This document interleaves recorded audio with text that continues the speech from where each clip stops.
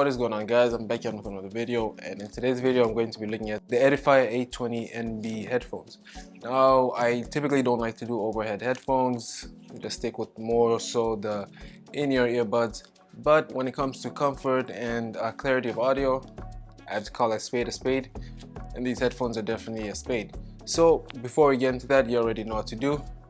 Let's get into it. So starting off with these headphones, they have a very simple design. They have twistable ear cups, but they don't have a foldable design. Now this is going to go a long way when it comes to packaging, because if you're packing, they will take up a little more space than if they had a foldable design. And the design as well, it doesn't feel as sturdy as I personally would like it to feel. It's not reinforced by any metal or any alloy that I could see. At the same time, that's probably why it was so light. And for the controls, they're all on the right side, including the LED indicator. For the charging, you'll notice that the port is a USB-C charging port, which at this point should be and is the norm. And the upside of this is USB-C just provides a greater advantage in data transferring, and especially for battery charging. Now in this case, it does have fast charging, and charging for 10 minutes gives you about 7 hours. So in total, you're looking at a great amount of playtime that you can have in just 10 minutes of charging, which is one of the reasons I always do recommend, always look for USB-C when it comes to products like these. Now with active noise cancellation, you have the choice to choose between either keeping it on or off. Now if you keep it on, you'll have about 33 hours of playtime, and if you shut it off, you'll have at least about 49 hours in total of playtime. Now the most comfortable part of these headphones for me was definitely the ear cushions and the headrest, which that should be at the bare minimum when it comes to headphones, because that is what they're designed to do. They're going to go on top of your ears and your head, and if they can't accomplish that at the bare minimum, then there's almost no point in getting. Now one thing I was fairly bugged out about was, yes, these are wireless headphones and they are marketed as wireless headphones, but they don't have any wired ports or any aux cords that you can connect to if you do want to use it wired. Now for me, sometimes when I'm editing my videos, of course I will be using it wireless, but if the headphones have to charge, then I just quickly plug in the aux cord and I can use them that way. And so of course this isn't like a deal breaker, but at the same time, this is something to at least take into consideration if you want to buy these headphones. Of course, these headphones come with high-res audio, which again, this one should be the norm on any headphones you do want to purchase. Now they claim these come with advanced noise cancellation. I don't know how far exactly I'm willing to take them on that claim, but when it comes to the active noise cancellation, it does go up and beyond than most headphones I've reviewed actually.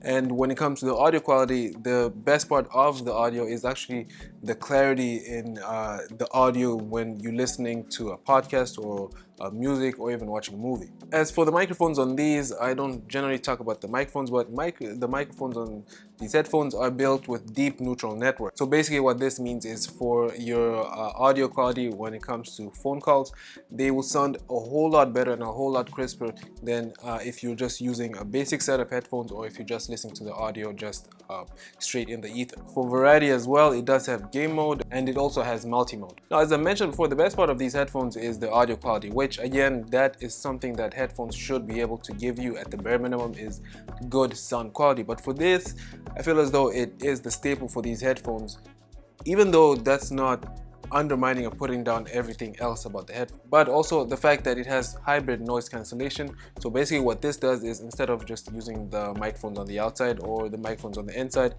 uses both to kind of isolate you and give you a better audio fidelity and better sound quality, just to keep you immersed and to give you the desired quality that you're looking for.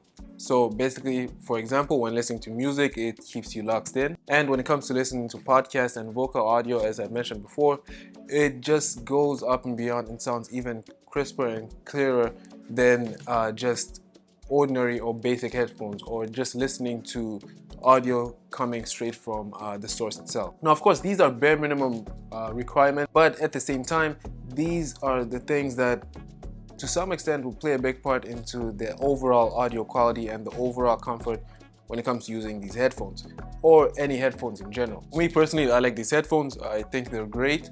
I'm not gonna say they're better than the WH950 headphones, which I reviewed as well. To me, what this feels like is these are just a cheaper, more affordable alternative compared to the WH950s at $100 compared to those which go up to nearly $200. So it just feels as though this was more designed to be not a competitor, but at least a cheaper alternative as compared to those ones. But let me know what you think. This is just my opinion. I don't think these headphones are bad at all. I don't think they do reach the mark or at least get to that desired level where I'd want them to be.